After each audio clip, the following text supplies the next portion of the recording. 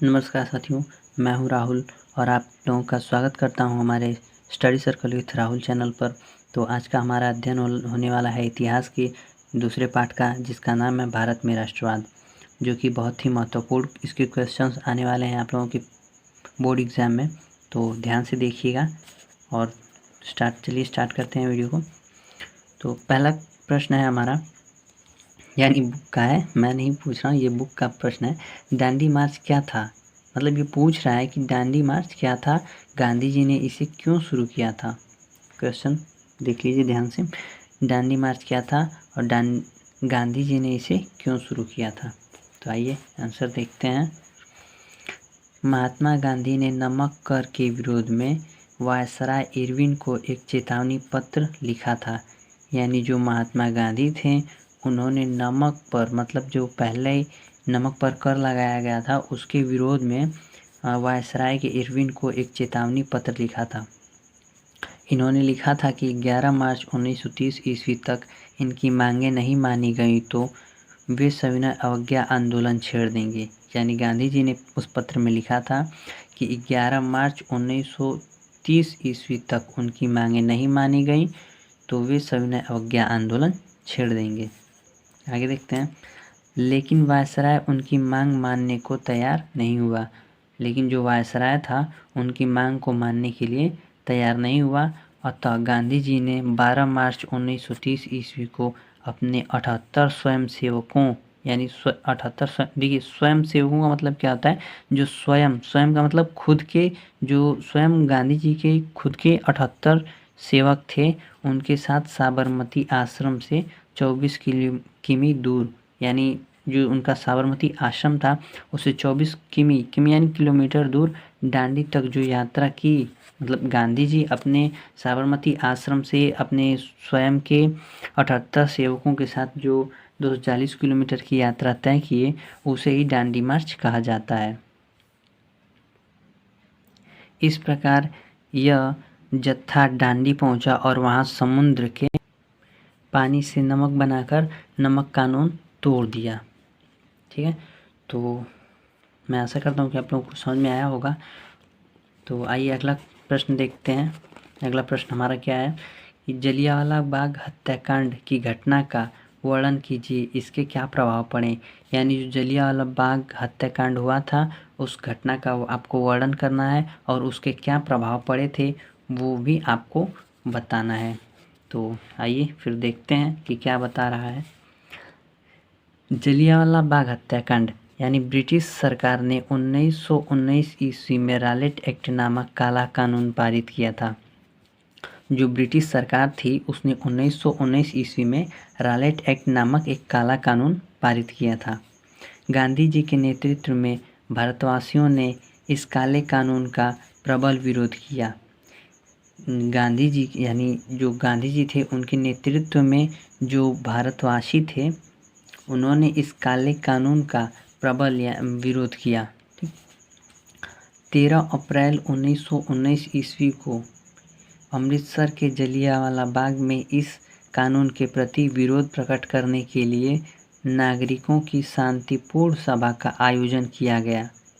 यानी 13 अप्रैल 1919 को अमृतसर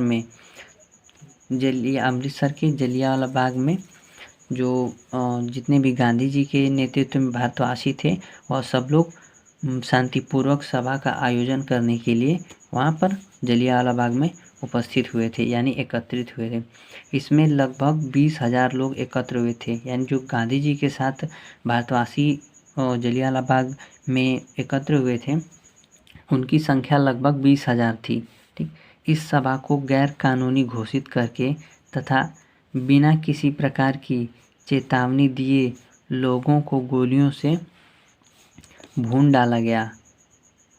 देखिए यहाँ से यहाँ तक इस सभा को गैर कानूनी, यानी जो सभा बैठी थी, जो गांधी जी के नेतृत्व में भारतवासियों की सभा बैठी थी जलियांवाला बाग में, उस सभा को जो ब्रिटिश की सरकार थी उसने गैर कानूनी घोषित करके और उस सभा में जितने भी लगभग 20,000 लोग एकत्र हुए थे उन सभी को गोलियों से भून डाला, यानी उन पर गोलियों की बरसात कर दी और उन लोगों को मतलब ये समझ लीजिए कि उसने हत्या कर डाली उन लोगों की। तो इस घटना में हज़ारों लोग मारे गए, यानी जो वहाँ पर वो घटना हुई तो उसमें हज़ारों लोगों की जानें चली गईं, मारे गए थे। अतः इसे जलियांवाला बाग हत्याकांड कहा जाता है, यानी यह जो घटना हुई है पूरी, इसे ही जलियांवाला बाग हत्याकांड कहा जाता है। यह बाग अब उन स्वतंत्रता बलिदानियों का पवित्र स्मारक बन गया है, यानी जो जलियांवाला बाग हत्याकांड, जो जलियांवाला बाग है उसमें जो हत्याकांड हुई थी, तो उस स्थान को, जो जलियांवाला बाग है उसको, उसमें उस हत्याकांड के स्थान को जो स्वतंत्रता बलिदानियों के का उसे पवित्र स्मारक बना दिया गया है। इस कांड ने भारतवासियों के हृदय में ब्रिटिश शासन के प्रति घृणा और प्रतिशोध की भावना जागृत कर दी थी, यानी जो यह कांड हुआ था, यानी जो पूरी घटना हुई थी जलियांवाला बाग हत्याकांड की, इस कांड की वजह से जो सारा कुछ हुआ उसमें, उसकी वजह से जो भारतवासी थे, जो भारत के वासी थे, निवासी थे, उनके हृदय में ब्रिटिश शासन के प्रति घृणा और प्रतिशोध की भावना जागृत हो गई थी।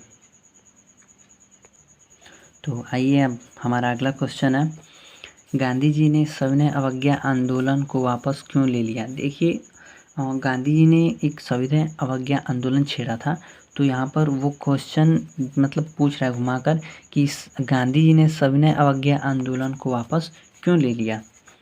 देखिए इसका आंसर आपको लिखना है, सविनय अवज्ञा आंदोलन भारत के सभी भागों में जोर शोर से के साथ चल रहा था, फिर भी गांधी जी को इसे निम्न कारणों से वापस लेना पड़ा। यानी जो गांधी जी ने सविनय अवज्ञा आंदोलन छेड़ा था तो वह बहुत ही जोर शोर से चल रहा था, लेकिन कुछ परेशानियां आई होंगी, तो जिनके कारण गांधी जी ने जो उनका सविनय अवज्ञा आंदोलन है उसे वापस ले लिया। तो देखिए उसके कारण निम्न है जो दिया गया है। पहला है, आंदोलनकारी भारतीय नेताओं को बंदी बना लेने से क्रुद्ध। ठीक है, ये देखिए क्रुद्ध लिखा है, ये थोड़ा ऐसे है क्रुद्ध, यानी जो क्रुद्ध भीड़ ने पुलिस की गाड़ियों पर हिंसक हमला करना प्रारंभ कर दिया। एक बार फिर से देखते हैं, आंदोलनकारी, ठीक है, जो आंदोलन करने वाले लोग थे, आंदोलनकारी, वह भारतीय नेताओं को, मतलब वो जो आंदोलनकारी थे वह जाहिर सी बात है कि भारतीय ही थे, तो उन नेताओं को बंदी बना लिया गया। ठीक है, और जो वहाँ पर क्रोध, मतलब जो भीड़ थी, जो उनके अंदर क्रोध उत्पन्न हुआ, मतलब वह आग बबूला हो गए, गुस्सा हो गए और उन्होंने पुलिस की गाड़ियों पर हिंसक हमला करना प्रारंभ कर दिया। ठीक, आइए दूसरा टॉपिक देखते हैं। गांधी जी को बंदी बनाए जाने पर क्रुद्ध भीड़ ने पुलिस चौकी, सरकारी भवनों, न्यायालयों, रेलवे स्टेशनों तथा अन्य संस्थानों को आग के हवाले करना प्रारंभ कर दिया था। अतः गांधी जी ने आंदोलन को हिंसक देख वापस ले लिया। देखिए गांधी जी, आप लोग तो सभी लोग जानते हैं कि गांधी जी एक अहिंसावादी थे और यहाँ पर हिंसा हो रही थी, यानी जो गांधी जी के नेतृत्व में लोग थे, तो गांधी जी अहिंसावादी थे और वह चाहते थे कि अहिंसा से ही सब कुछ हो, तो यहाँ पर हिंसा होने लगी, इसलिए उन्होंने जो उनका सविनय अवज्ञा आंदोलन था उसे वापस ले लिया। ठीक है, तो अगला क्वेश्चन है हमारा, पूना पैक्ट पर किसके हस्ताक्षर हुए, इसकी 2 शर्तें लिखिए। जो पूना पैक्ट था उस पर किसके सिग्नेचर हुए, हस्ताक्षर हुए, मतलब हस्ताक्षर को इंग्लिश में सिग्नेचर कहते हैं, हुए, इसकी 2 शर्तें लिखिए। यानी जो पूना पैक्ट की हस्ताक्षर हुए जिनके, उसकी 2 शर्तें लिखनी है आपको। देखिए आंसर है इसका, पूना पैक्ट पर भीमराव अंबेडकर ने हस्ताक्षर किए, इसकी 2 शर्तें थी, मतलब जो 2 शर्तें थी वो निम्न है, जो नीचे लिखी हैं। पहली शर्त है, दलित वर्ग को प्रांतीय व केंद्रीय विधायी परिषदों में आरक्षित सीटें मिलें, तथा दूसरा है, मतदान सामान्य निर्वाचन क्षेत्रों में ही हो। ठीक, आइए अगला क्वेश्चन देखते हैं।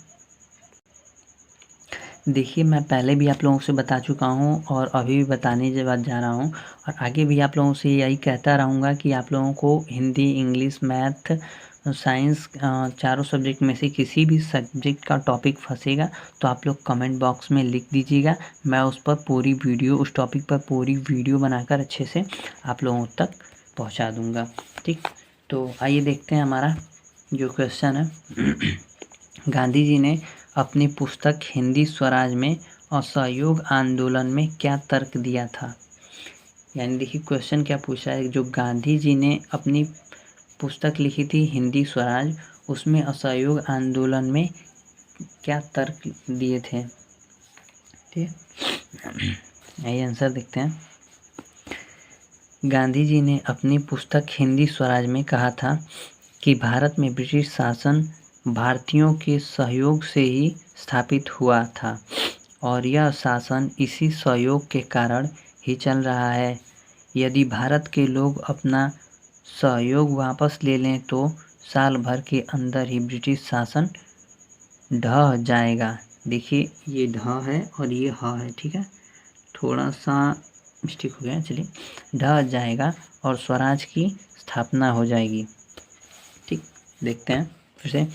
गांधी जी ने उनकी जो गांधी जी की हिंद स्वराज की पुस्तक थी, उन्होंने उसमें यही लिखा था कि जो भारत में ब्रिटिश भारत में ब्रिटिश शासन भारतीयों के सहयोग से ही स्थापित हुआ है। मतलब भारत में ब्रिटिश शासन, देखिए जो ब्रिटिश शासन है वह भारतीयों के सहयोग से ही स्थापित हुआ है और यह शासन इसी सहयोग के कारण ही चल रहा है। यानी जो ये ब्रिटिश शासन का मतलब ब्रिटिश शासन चल रहा है वो भारतीयों के सहयोग से ही चल रहा है।